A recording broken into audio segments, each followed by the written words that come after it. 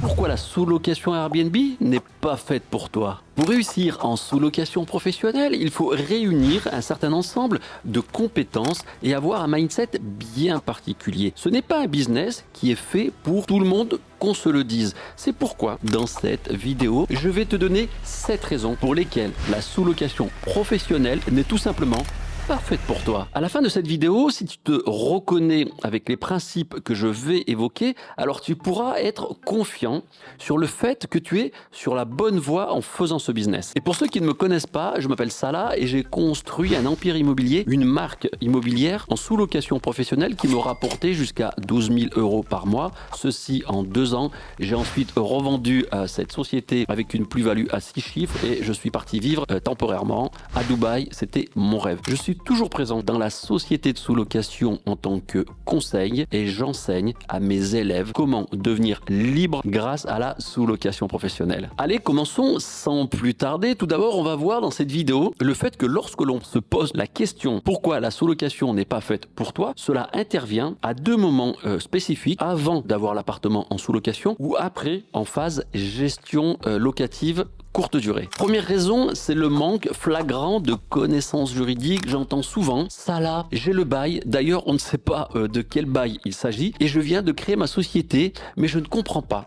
Je ne trouve pas d'appartement. » Le truc, c'est que tu ne sais pas comment utiliser le bail, comment l'amener en argument commercial. Quand, par exemple, le propriétaire te pose des questions sur ce fameux bail, tu ne sais pas y répondre, tout simplement parce que tu ne le maîtrises pas. Ce que je veux dire par là, c'est que le bail a d'abord, bien entendu, une vocation à encadrer juridiquement l'activité de sous-location, mais aussi et surtout, c'est un argument commercial pour convaincre les propriétaires. Encore faut-il être en mesure de le maîtriser et donc de pouvoir traiter les objections des propriétaires sur ce bail dérogatoire. Je vais te donner un exemple très concret. Les clauses du bail sur sa durée et les facultés de résiliation sont un argument très important pour convaincre un propriétaire.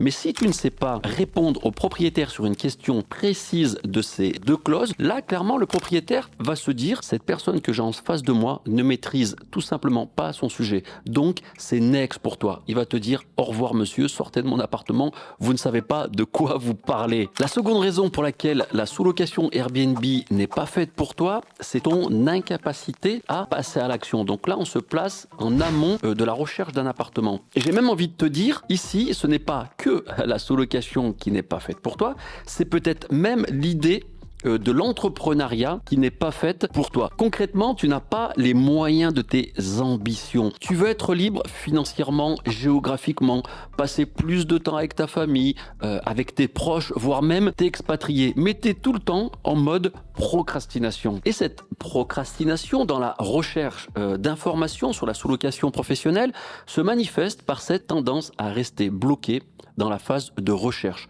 sans jamais passer à l'action. Tu es devenu en quelque sorte un expert sur le sujet théorique de la sous-location, mais c'est tout, ça s'arrête là. Tu as cette incapacité, en quelque sorte, à te confronter au réel. C'est cette fameuse phrase « j'attends le bon moment, le moment parfait ». Je vais te dire un truc tout simple. Pendant que tu dors bien profond, tu as ton voisin, tu sais, le gars qui lui est passé à l'action, juste en ayant 10% de tes connaissances, lui, dans 2 ans, il aura 10 appartements à 5 000 € net mensuels de cash flow. Et toi, tu es toujours là à te dire que c'est pas le bon moment car tu dois finir telle chose ou car l'inflation est forte et j'attends que ça baisse ou car je suis focus sur autre chose en ce moment. Ok. On est d'accord sur une chose, peut-être que le business de la sous-location n'est peut-être tout simplement pas fait pour toi ou même d'ailleurs tout autre type de business. La troisième raison, c'est le manque d'expertise en gestion locative courte durée. Les gens démarrent en sous-location Airbnb avec 0 connaissance en expertise et ou 0 connaissance en gestion de ce métier, de ce secteur d'activité. La sous-location, c'est le volet juridique qui te permet de gagner de l'argent avec le patrimoine des autres. Mais derrière, tu as un métier qui est la gestion locative courte durée avec tout ce que cela implique. Les amateurs en sous-location Pour eux, le discours, c'est j'ai trouvé un appartement en sous-location et j'ai un bail dérogatoire qui date de 2012. Puis voilà, bingo, j'ai réussi. Et vu que c'est un business passif, maintenant, j'attends l'argent qui entre tout doucement, tout seul. Ok, tu vas attendre hyper longtemps et surtout, l'argent, il va plutôt sortir de ton compte pour aller payer une partie du loyer. Et ça, les amis, malheureusement, je le vois toutes les semaines. Toutes les semaines, des gens m'appellent et me disent j'ai 2, 3, 7 appartements et ça ne marche pas pour moi. Je n'arrive plus à payer les loyers. Et quand je leur pose 2 ou 3 questions sur leur façon de gérer leur société, il n'y a rien. Zéro stratégie, zéro management, zéro expérience client. Et tu espérais quoi ? En fait, avec tout ça, tu espérais faire partie des top loueurs de ta ville alors que tu as zéro formation ou zéro accompagnement sur la maximisation des résultats en location meublée courte durée. Bien évidemment, je ne vous parle pas aussi du fait que ces sous-loueurs galèrent comme pas possible sur le volet gestion, car quand tu n'as aucune entrée d'argent, tu baisses tes tarifs et ça va attirer les gros cas sociaux qui vont te polluer la tête et te dégoûter littéralement de ce business. Si tu restes comme ça, c'est le début de la fin pour toi. La fin de ton business, malheureusement. La quatrième raison pour laquelle la sous-location Airbnb n'est peut-être pas fait pour toi, c'est une mauvaise étude de marché. Je vous l'ai dit, je récupère beaucoup de personnes en coaching privé qui ont des appartements, perdent de l'argent. Et parmi eux, beaucoup ont fait une très mauvaise étude de marché, voire une absence totale d'études de marché.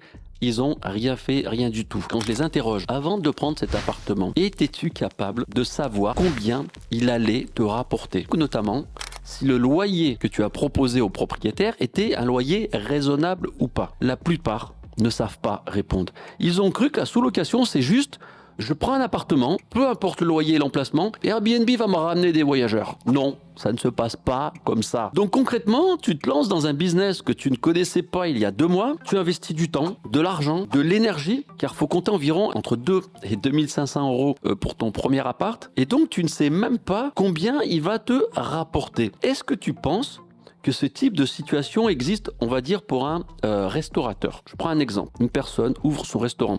Super, il a trouvé un local. Il investit et maintenant, il attend les clients. Tout cela sans même avoir fait une étude de marché. C'est-à-dire que cette personne qui a ouvert ce restaurant ne sait même pas combien de couverts elle va vendre par jour. Tu connais la réponse à ce que je suis en train de t'indiquer. Ce type de situation n'existe pas dans le monde normal. Pourquoi toi, tu le fais pour un secteur et un métier que tu ne connais pas en profondeur? Je sais pourquoi. C'est car tu as entendu des personnes sur TikTok ou YouTube te dire que c'est facile, que la sous-location Airbnb, tout le monde peut le faire, c'est le truc tendance, et que ça ne demande aucune connaissance en immobilier, en stratégie locative courte durée, en management. Tu peux faire ça tout seul. Voilà ce qu'on entend. Donc, prendre par exemple un appartement à 1300 euros de loyer, là où les loyers qui sont pratiqués sont à 950 euros. T'es d'entrée hors jeu. Ah oui, désolé, tu as trouvé un propriétaire qui t'a bien entendu. Je veux dire, tu as trouvé un propriétaire qui te fait confiance. Et ça, c'est le plus important. Tu l'as compris? C'était ironique. La 5e raison pour laquelle la sous-location Airbnb n'est pas faite pour toi, c'est avoir une mentalité de travailleur isolé. Ça veut dire quoi? C'est aussi quelque chose que je vois malheureusement voire trop régulièrement. Les personnes qui connaissent l'échec en sous-location professionnelle, souvent ce sont des personnes qui n'ont pas de communauté et de soutien autour d'eux en lien avec ce métier, ce secteur d'activité. Et c'est vraiment dommage d'être hermétique au fait de faire partie d'une communauté, d'un réseau pour ton succès en sous-location. Je vais te donner un exemple tout bête. Tu prends 2 personnes avec le même projet. L'une est plutôt intelligente et organisée. L'autre personne pas trop organisée et moins intelligente, on va dire, moins futée. Mais la première personne est seule et la seconde est entourée d'une communauté bienveillante et d'un expert, un mentor dans le domaine de la sous-location courte durée. D'après toi, qui va aller le plus loin? Qui aura les meilleurs résultats? Qui risque d'abandonner? Travailler seul, t'empêchera d'avoir du recul et de savoir où tu vas. Tu vas t'enfermer en travaillant seul et tu vas voir ton business mourir tout doucement à petit feu. Et par la même occasion, je suis désolé de te dire ça, tes rêves de liberté. Et ça, c'est vraiment dommage. La sixième raison, c'est une fausse vision de la sous-location. Ce que je veux dire par là, c'est que des personnes voient seulement dans la sous-location professionnelle un revenu complémentaire. Et ça, c'est très bien, les amis. La notion de revenu complémentaire, c'est important, j'en parle et je l'encourage. Mais ça veut dire que tu dois voir la sous-location comme un vrai business. Ce que je veux que tu comprennes, c'est que cela peut aboutir à un manque de professionnalisme, un comportement qui n'est pas celui d'un véritable chef d'entreprise en négligeant la réglementation, la gestion, l'expérience client. Tout simplement, psychologiquement, on se dit c'est complémentaire. Donc même si je me loupe, c'est pas très grave. J'ai une activité principale à côté. Je suis salarié. Non, non et non. Tu as investi du temps, de l'énergie, de l'argent, qui sont trois ressources très importantes. Tu n'as pas le droit de bâcler ce projet, même si c'est un revenu complémentaire. Tu dois te comporter en chef d'entreprise et extraire le maximum que tu puisses de cette activité. La septième raison pour laquelle la sous-location Airbnb n'est peut-être pas fait pour toi, c'est avoir une pensée erronée sur la simplicité du succès. J'ai commencé à en parler juste avant, mais la quasi-majorité des débutants ont cette croyance que trouver un appartement suffit, en sous-estimant la complexité de la sous-location et surtout de la location courte durée. Dans sous-location courte durée, tu as sous-location avec tout le volet réglementation qui est très fort, il faut être très attentif à cela. Et tu as aussi et surtout le volet location courte durée. Et ça, c'est très clairement un métier à part entière. Tu vas avoir des défis tels que l'étude de marché, la gestion des voyageurs, la gestion des appartements, la récolte et l'exploitation des datas de ton ou tes appartements, la gestion des bons ou des mauvais commentaires, etc., etc. Il y a plein de choses à gérer. Et souvent, quand j'ai des sous-loueurs en coaching qui sont en mode galère avec leur appartement, ils pensent qu'il y a une seule raison à leur mauvais résultat, une espèce de solution miracle. Mais non, tu as plein de raisons possibles. Mais surtout, avant même de regarder leur appartement, quand je leur demande juste quel est ton taux d'occupation, quel est ton chiffre d'affaires, quelle est ta durée moyenne de séjour, ton nombre moyen de voyageurs par séjour, quelles sont tes données par appartement, quoi. Tout ce que tu dois savoir. Ben les amis, il n'y a rien du tout. Les mecs, ils me répondent pas. Ils n'ont aucune visibilité et donc aucune possibilité d'exploiter et d'optimiser leurs données par appartement et leurs données globales de leur activité de sous-location. Le message que je veux te faire passer à travers cette vidéo, c'est simplement celui de dire que la sous-location Airbnb, si tu veux qu'elle t'apporte cette liberté géographique, financière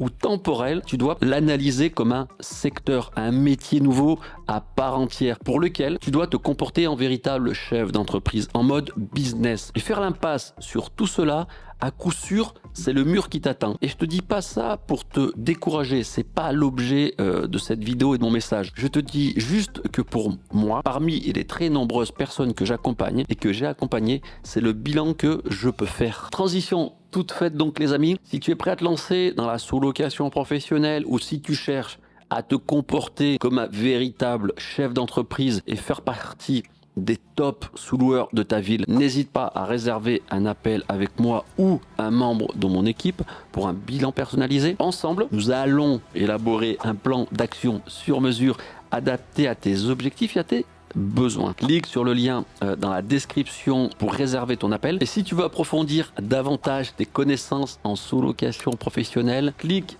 sur la vidéo qui s'affiche maintenant sur l'écran, droite ou gauche, je ne sais plus. C'était ça là, les amis. Et comme d'habitude, je vous dis à la prochaine.